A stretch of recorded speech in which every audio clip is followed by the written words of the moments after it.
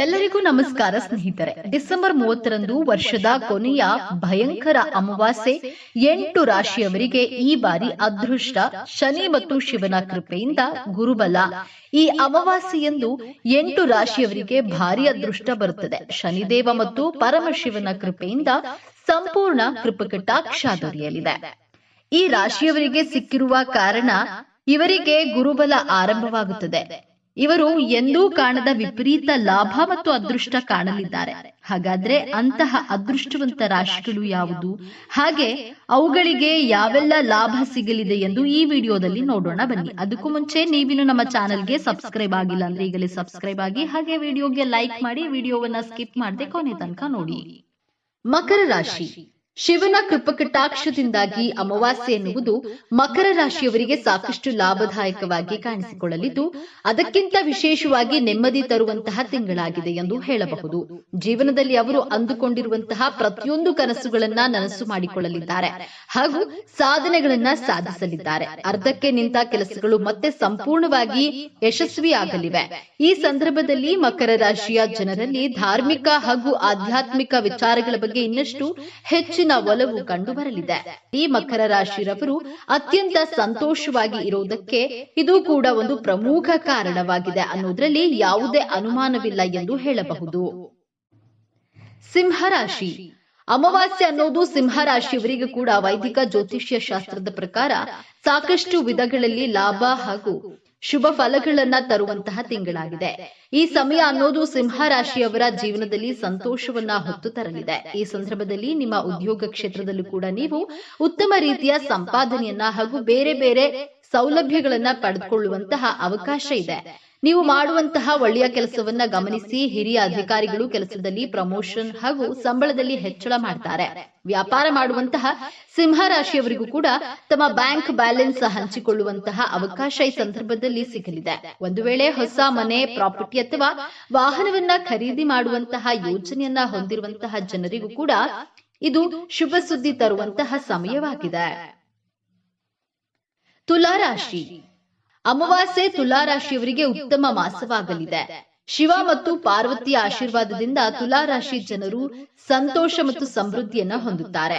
ತುಲಾರಾಶಿಯವರಿಗೆ ಲಾಭದಾಯಕವಾಗಿರುತ್ತದೆ. ತುಲಾರಾಶಿಯವರು ಕೆಲವು ಕೆಲಸಗಳ ಬಗ್ಗೆ ಚಿಂತಿಸ್ತಾ ಇದ್ರೆ ಅದು ಪೂರ್ಣಗೊಳ್ಳಲಿದೆ. ಅವರು ತಮ್ಮ ಮಕ್ಕಳೊಂದಿಗೆ ಆನಂದದಾಯಕ ಸಂಬಂಧವನ್ನ ಅನುಭವಿಸುತ್ತಾರೆ. ಸ್ವಂತ ವ್ಯವಹಾರ ನಡೆಸುತ್ತಿರುವವರು ಆರ್ಥಿಕ ಲಾಭವನ್ನ ಪಡೆಯುವ ಸಾಧ್ಯತೆ ಇದೆ.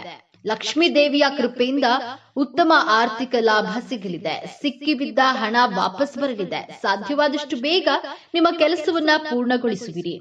ನೀವು ಭೂಮಿ ಅಥವಾ ಇನ್ಯಾವುದಾದ್ರೂ ಹೂಡಿಕೆ ಮಾಡಲು ಬಯಸಿದ್ರೆ ಇಂದು ನಿಮಗೆ ಮಂಗಳಕರವಾಗಿರುತ್ತದೆ. ಭವಿಷ್ಯದಲ್ಲಿ ಆರ್ಥಿಕ ಲಾಭಗಳನ್ನ ಪಡೆಯುತ್ತೀರಿ. ಕುಟುಂಬ ಜೀವನ ಅನುಕೂಲಕರವಾಗಿರುತ್ತದೆ. ನಿಮ್ಮ ಸಂಗಾತಿಯೊಂದಿಗಿನ ಸಂತೋಷವು ಹೆಚ್ಚಾಗುತ್ತದೆ. ಸಂಬಂಧಿಕರೊಂದಿಗೆ ನಿಮ್ಮ ಹೊಂದಾಣಿಕೆಯು ಉತ್ತಮವಾಗಿರುತ್ತದೆ ಮತ್ತು ನೀವು ಸ್ನೇಹಿತರೊಂದಿಗೆ ಕೆಲವು ಮನೋರಂಜನಾ ಕಾರ್ಯಕ್ರಮದಲ್ಲಿ ಭಾಗವಹಿಸುವಿರಿ. ಕುಂಭರಾಶಿ. ಈ ಅಮಾವಾಸ್ಯೆ ಕುಂಭರಾಶಿಯವರಿಗೆ ಸಾಕಷ್ಟು ಸಕಾರಾತ್ಮಕ ಬೆಳವಣಿಗೆಗಳು ಕಂಡು ಬರಲಿದೆ. ಶಿವನ ಆಶೀರ್ವಾದ ಕೂಡ ಕುಂಭರಾಶಿಯವರ ಮೇಲೆ ಇರೋದ್ರಿಂದಾಗಿ ಮಾಡುವಂತಹ ಕೆಲಸಗಳಲ್ಲಿ ಗೆಲುವು ನಿಶ್ಚಿತವಾಗಿದೆ. ಗ್ರಹಗಳು ಶುಭ ಸ್ಥಿತಿಯಲ್ಲಿ ಇರೋದ್ರಿಂದಾಗಿ ಕುಂಭರಾಶಿಯವರಿಗೆ ಹಣ ಸಂಪಾದನೆ ಮಾಡುವುದಕ್ಕೆ ಶುಭ ಸಂದರ್ಭ ಎಂದು ಹೇಳಬಹುದಾಗಿದೆ. ಸಮಾಜದಲ್ಲಿ ಕುಂಭರಾಶಿಯವರ ಪ್ರತಿಷ್ಠೆ ಹಾಗೂ ಗೌರವ ಕೂಡ ಹೆಚ್ಚಾಗಲಿದೆ. ಇನ್ನು ನಿಮ್ಮ ಆರ್ಥಿಕ ಪರಿಸ್ಥಿತಿಯಲ್ಲೂ ಕೂಡ ಸಕಾರಾತ್ಮಕ ಸುಧಾರಣೆಗಳು ಕಂಡು ಬರೋದ್ರಿಂದಾಗಿ ಇರುವಂತಹ ಎಲ್ಲಾ ಆರ್ಥಿಕ ಸಂಕಷ್ಟಗಳನ್ನ ನೀವು ದೂರ ಮಾಡಿಕೊಳ್ಳಬಹುದು. ಉದ್ಯೋಗ ಕ್ಷೇತ್ರದಲ್ಲಿ ಇರುವಂತಹ ಕುಂಭರಾಶಿಯವರು ಕೂಡ ತಮ್ಮ ಕೆಲಸದ ಉತ್ತುಂಗವನ್ನ ತಲುಪುವಂತಹ ಎಲ್ಲಾ ಸಾಧ್ಯತೆಗಳು ಹೊಂದಿದ್ದಾರೆ. ಇನ್ನು ಕುಟುಂಬದ ವಿಚಾರಕ್ಕೆ ಬಂದ್ರೆ ಪ್ರತಿಯೊಂದು ಭಿನ್ನಾಭಿಪ್ರಾಯಗಳು ಹಾಗೂ ಮನಸ್ತಾಪಗಳು ಕೊನೆಗೊಂಡು ಮತ್ತೆ ಕುಟುಂಬದಲ್ಲಿ ಶಾಂತಿ ನೆಲೆಸಿ ಕುಟುಂಬಸ್ಥರ ನಡುವೆ ಸಂತೋಷ ಮನೆ ಮಾಡಲಿದೆ. ಮೇಷರಾಶಿ. ಮೇಷರಾಶಿಯವರಿಗೆ ಈ ಅಮಾವಾಸ್ಯೆ ಅನ್ನೋದು ಬೇರೆ ಬೇರೆ ರೀತಿಯಲ್ಲಿ ಸುಖ ಸಂತೋಷವನ್ನ ತರುವಂತಹ ಕೆಲಸವನ್ನ ಮಾಡುತ್ತದೆ. ಈ ಸಂದರ್ಭದಲ್ಲಿ ನೀವು ನಿಮ್ಮ ಕುಟುಂಬದ ಜೊತೆಗೆ ಸಂತೋಷದ ಕ್ಷಣಗಳನ್ನ ಕಳೆಯುವಂತಹ ಅವಕಾಶ ಸಿಗುತ್ತದೆ. ಸಾಕಷ್ಟು ವರ್ಷಗಳಿಂದ ಅರ್ಧಕ್ಕೆ ನಿಂತುಕೊಂಡು ಪೂರ್ತಿ ಆಗದಿರುವಂತಹ ಕೆಲಸಗಳು ಮರು ಪ್ರಾರಂಭವಾಗಿ ಪೂರ್ತಿಯಾಗುವಂತಹ ಸಾಧ್ಯತೆ ಈ ಸಂದರ್ಭದಲ್ಲಿ ಇದೆ.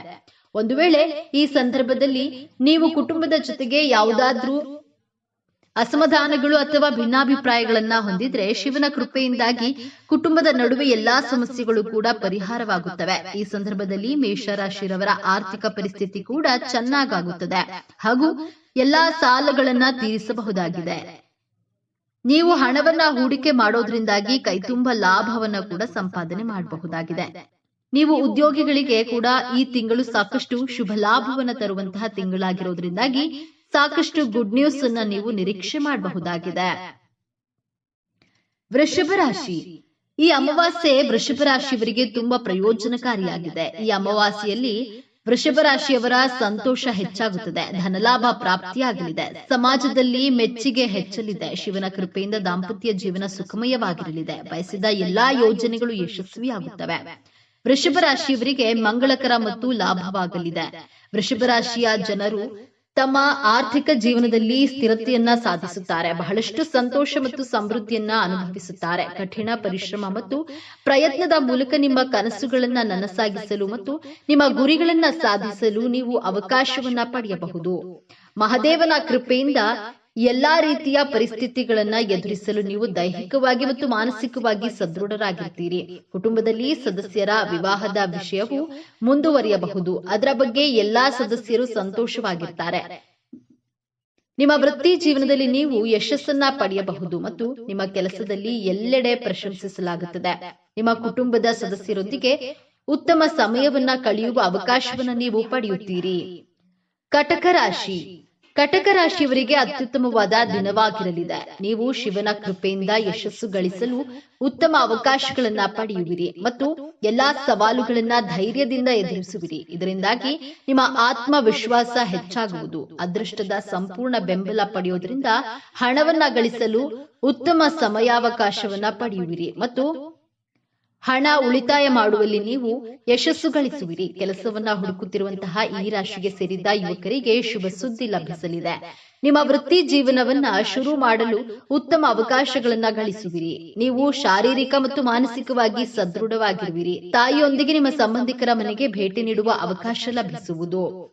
ಸಂಜೆ ಧಾರ್ಮಿಕ ಸ್ಥಳಗಳಲ್ಲಿ ಸಮಯ ಕಳೆಯುವಿರಿ. ಇದರಿಂದಾಗಿ ಮಾನಸಿಕ ಶಾಂತಿಯನ್ನ ಹೊಂದುವಿರಿ.